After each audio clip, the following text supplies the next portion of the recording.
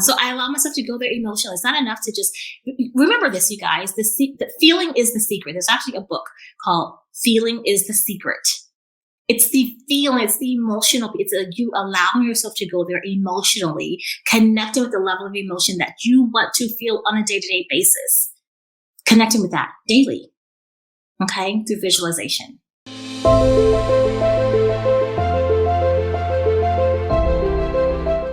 Well, hello. Welcome back to another episode of the Sharice Williams Show, the only podcast created for the highly conscious, high-impact nurse-turned-entrepreneur looking to create, launch, and scale a wildly profitable holistic health coaching and consulting business from a place of ease and flow, while also optimizing your wellness and vitality naturally. So today I want to share with you 5 unexpected things that successful holistic health practitioners do on a regular basis. And I definitely think some of them are going to surprise you. So let me just run through them first, and then I'm going to go back and unpack them for you, because that's where you're really going to get an understanding of the why behind really their success. Okay. So one of the things that they do is they prioritize spaciousness in their schedule, spaciousness in their life. I'll come back to that and unpack that for you. The second thing they do is they regulate their nervous system. They understand the importance of having a regulated nervous system as they are building their business. Dare I say, even as they're, living life. But we know all of the business can sometimes be hectic, and that's why it's of the utmost importance to regulate your nervous system. Thirdly, they invest in long-term mentorship. Fourth, they prioritize learning. And not just any learning, because, as nurses, we have to do continuing education, all that stuff. And half the time, half you don't do it. And half the time, you don't even want to do it. And you're not even enjoying what it is that you're learning. So let's circle back to that one in a second. The fifth and final thing, that unexpected thing that successful holistic health nurse coaches, health practitioners, or nurse practitioners prioritize is cultivating meaningful relationships. Okay. Very important. So we'll start with number 1, prioritizing spaciousness. So what a lot of times people think is, I'll just make sure that my availability is wide open. Whenever clients are available to meet, I'm just going to just cram them into my schedule, back to back to back, because the more availability I have, the more clients I'll end up being able to put into those time slots, the more money I'm going to make. Here's the mistake with that. I get it, because I did it to an extent when I first started my business. My availability was all over the place, right? And meaning whenever they could meet, I would meet, which means I really didn't have a life. What's the point of building a business if you have to sacrifice your quality of life, right? So I found myself holding client sessions on Friday nights. I didn't want to hold a client session on Friday nights. I love my clients, but Friday nights is not when I am at my best, right? My brain just kind of turns off. I found myself holding sessions all throughout the week, times that they just didn't work for me. You have to know yourself. I function my best after noon, after 12 o'clock. And in fact, the later, the better. Not that I want to be, have to be on client sessions at 9 p.m. Never that. However, I do know that I'm my most vibrant and alive and creative and insightful later on in the afternoon. And because I learned that about myself, I started to schedule my clients during those time slots. Okay. Also, what I found was, once you start to build your business and start to scale your business, you'll find where your sweet spot is. I recognize when I had more than 12 one-on-one clients, it might sound good. It might be like, oh my gosh, yes. But I felt very constricted. I was literally working all the time, serving my clients at the highest level that they deserve to be served at, right? And I was tired. Number one, I was just emotionally drained. It just was not the best for me. Okay. Money was great. Absolutely. But it wasn't the best fit for me. And again, I will never tell you to sacrifice your mental health, emotional health, or whatever for any amount of money, right? A lot of us have experienced that anyway in nursing, work crazy hours. And that's why you have the level of burnout that you might be experiencing. That People have been experiencing that. Nurses have been experiencing that for ages. Nurses and doctors, for that matter, for ages, because of the amount of hours, the length of hours, the level of care that we provide, and it is mentally and emotionally draining. And so, why would you want to recreate that in your own business? Remember, you are the one that has the control. You are the one that has control of your business. You're the one that has control of your schedule. And oftentimes I find too, that's coming from a scarcity mentality, thinking, well, if I'm not available, all these times, then people aren't going to want to work with me. That's not true, you guys. My schedule, and this has been my schedule now for I want to say 2 years. If not 2 years, it's been 2 years for sure. I work on Tuesdays, Wednesdays, and Thursdays. Okay. And my first client usually isn't until around 2 p.m. on Tuesdays, Wednesdays, or Thursdays. Every once in a while, I have a noon client on Thursday. But otherwise, I start seeing clients around 2 via Zoom, around 2 p.m.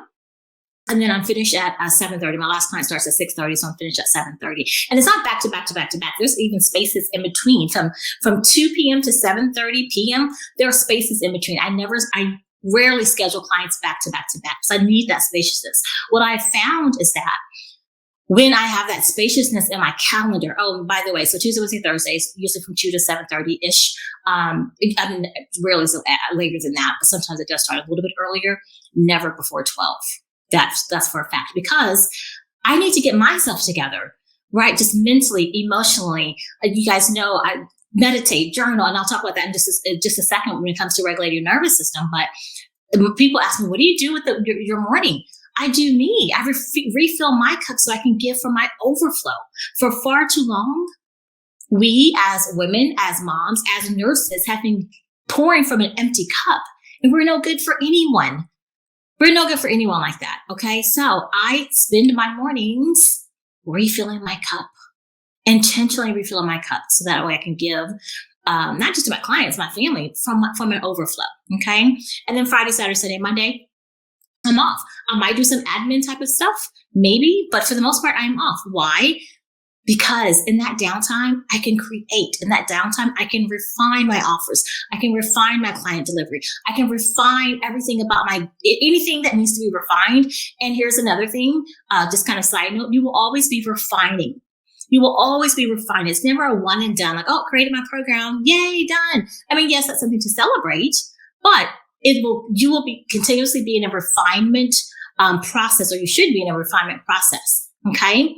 All right. So that's number one, spaciousness, refinement, creativity.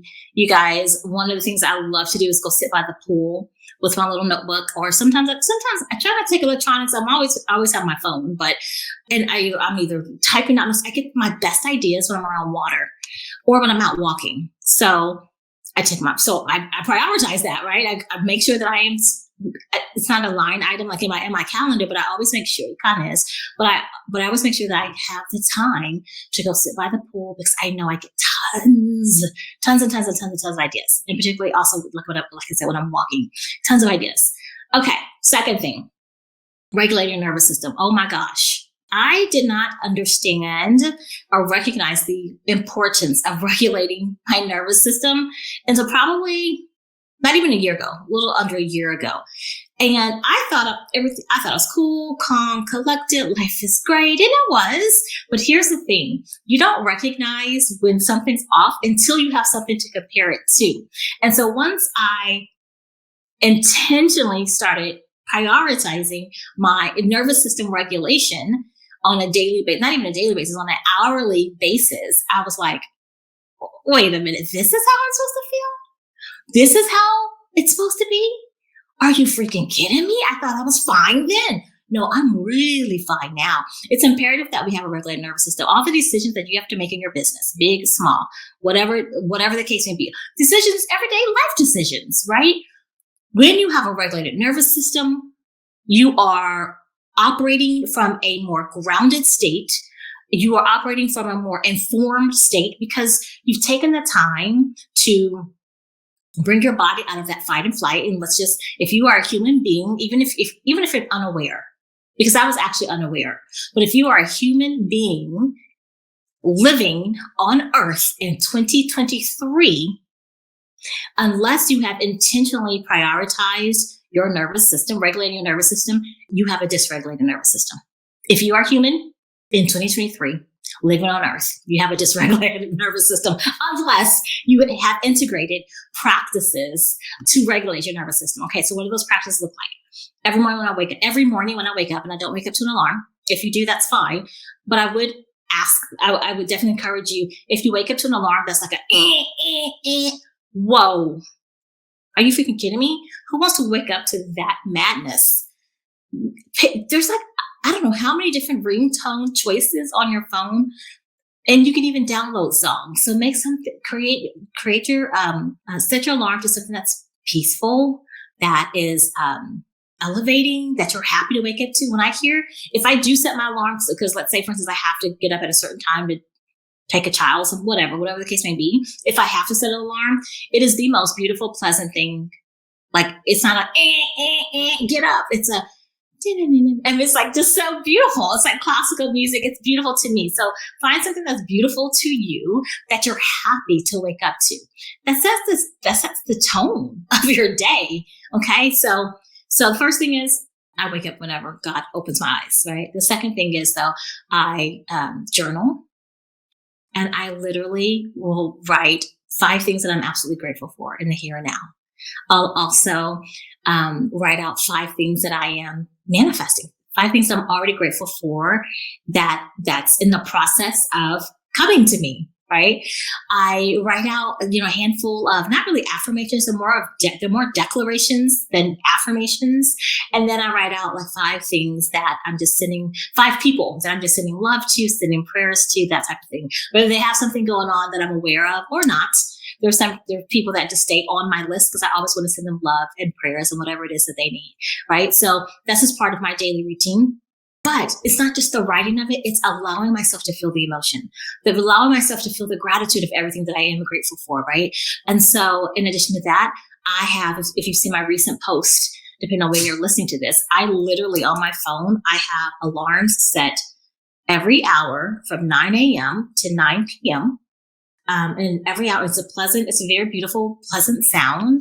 And it's a reminder for me to breathe. And I know, you're like, what? Yeah, it's a reminder for me to breathe. And I literally do. I vary it. Sometimes I just do box breathing, 4-4-4 breathing, right? So for 4 seconds in, hold for 4 seconds, and then exhale for 4 seconds. Sometimes I do that. Sometimes I do 4-7-8. So in for 4, hold for 7, out for 8. Most times I do alternate nostril breathing. That's the majority of the day. I'll do alternate nostril because it helps to switch you out of that sympathetic and into that parasympathetic, right? It helps to activate the parasympathetic. And what else do I do? So those are pretty much the 3 that I rotate through: 4-4-4, 4-7-8, and 9 times out of 10, I am going to do alternate nostril breathing. But then also part of my day, guess what? In between clients, I told you I don't typically do back-to-back clients every once in a while, but I go put my feet in the grass. I ground myself. I take my shoes off. I walk outside and I scrunch my feet in the grass and I ground myself. That's calming to your nervous system. You guys, if you have a baby or if you have a pet, just from you rubbing or holding your baby or your dog or whatever pet you have, that helps to naturally release. It switches you out of that fight or flight, freeze or fawn, right? And it activates that rest and digest. And it turns off that cortisol production, and it releases those nice, beautiful, happy hormones, the oxytocin. When you're holding a baby or when you're rubbing on your dog, your puppy, oxytocin is now released. That's the antithesis, if you will, of your stress hormones. Okay. So these are just ways that you can start even prioritizing and regulating your nervous system. There's tons of other ways, but let's see what else. And then visualizing. I don't think I mentioned that. I do that in the morning too. As part of my journaling, visualizing, allow myself to feel the level of emotion that I desire to feel when all of my desires are fulfilled, if that makes sense. So I allow myself to go there emotionally. It's not enough to just remember this, you guys. The feeling is the secret. There's actually a book called Feeling is the Secret. It's the feeling, it's the emotional, you allowing yourself to go there emotionally, connecting with the level of emotion that you want to feel on a day-to-day basis, connecting with that daily, okay, through visualization. All right. So those are just some of the ways that I help to regulate my nervous system. And I would definitely encourage you, if you're not doing that, any of those on a regular basis, start incorporating them and notice how you feel. Notice how you function. Notice how you make decisions. It makes a world of difference. Notice the impact it has on the people around you. It makes a world of difference. And that's why successful, holistic health nurses, holistic health coaches, this is one thing that they incorporate into their daily routines. Okay. Number 3, investing in long-term relationships. Oh my gosh, I cannot overemphasize this enough. Investing in long-term mentorship, not trying to figure it out all on your own. Because here's the thing, if you could figure it out all on your own, you would have. And the other thing is, you're not expected to know it all. You are not expected to know it all.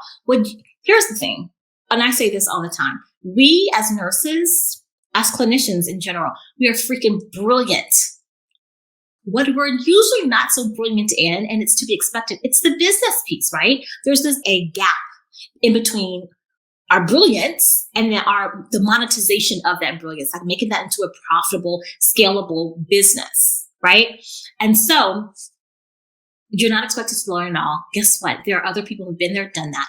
So invest in long-term mentorship. I have 2 coaches actually that I've been with for 2 years. Invest in long-term mentorship. They get to know you. They sometimes get to know you better than you know yourself, in the fact that they can see your blind spots. That's why they're called blind spots. You can't see them yourself. If you could see them yourself, they wouldn't be called blind spots, right? But to have someone to be in mentorship, to have a mentorship relationship with someone long-term that has worked with you long enough to know, I see this. I see you sabotaging yourself. I see this happening. Well, when you do this, this is what typically is what you're running from or scared of, or whatever the case may be. Oh God, I cannot say enough about long-term mentorship. Okay. Alrighty. And you find that your learning curve, clearly your learning curve is lowered. We're going to go with lessened for today, because they've been there, they've done that. They can support you in doing the same. Okay.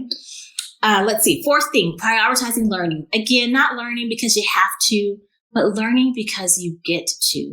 Learning because you want to. Learning the things that really light you up. You guys, I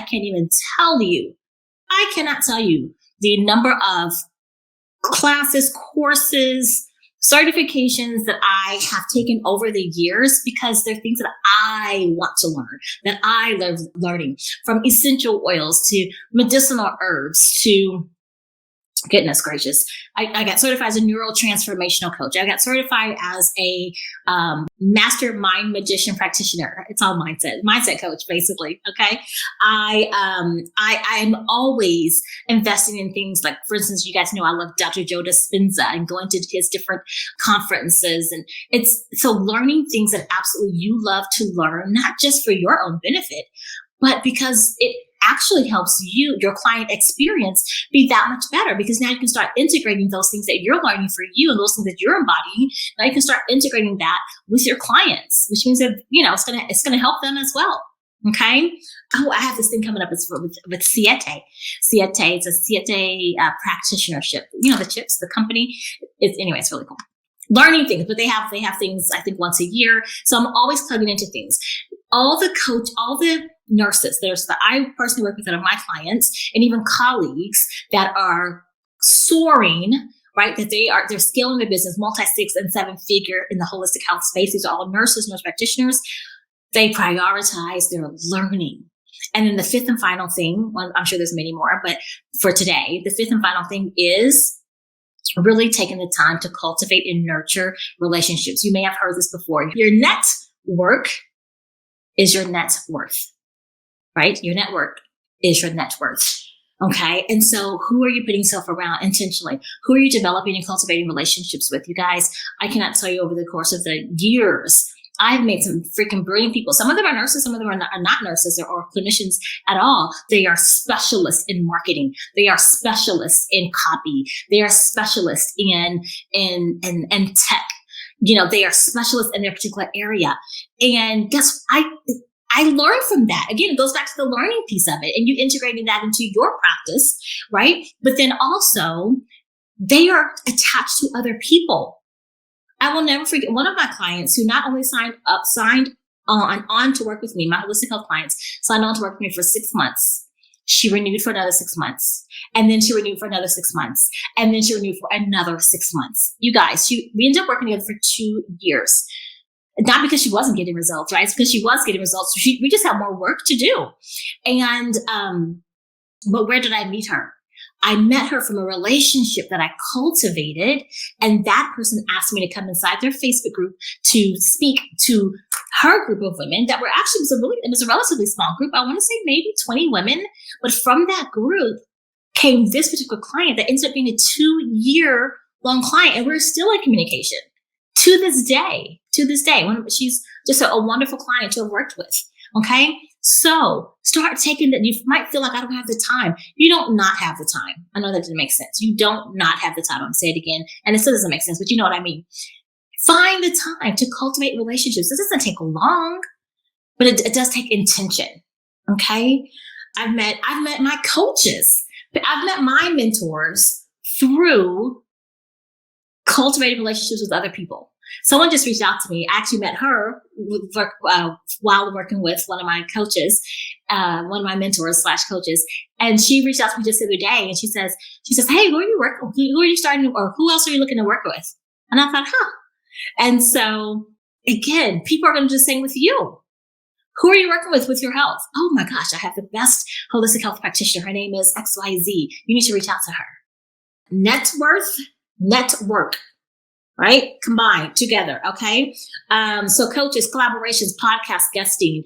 I mean, all of these things because I've developed and cultivated relationships. Right. So don't be afraid to do it. In fact, not only don't be afraid to do it, but make it a priority to do that. Okay. You never know what you're going to need that they're connected to. And you never know what they are going to need that you're connected to. Okay. All right. So those are the top 5. I'll run through them again. 5 unexpected things that successful holistic health practitioners do. 1, they prioritize their spaciousness, give themselves time to create and be, right, and refine. 2, they regulate their nervous system. I cannot overemphasize that. 3, they invest in long-term mentorship. It's a non-negotiable. It is a non-negotiable. You find me anyone who's making multi-6 and 7 figures in the holistic health space. And I guarantee you, they've had and continue to have long-term mentorship. No doubt about it. Okay. They prioritize their learning and they make it a priority, to cultivate and nurture relationships. Okay. That is it, you guys, for today's episode of the Sharice Williams Show. As always, I love you. I appreciate you. I'm so very grateful for you. And don't forget to join me next time for another transformative episode of the Sharice Williams Show. Bye for now.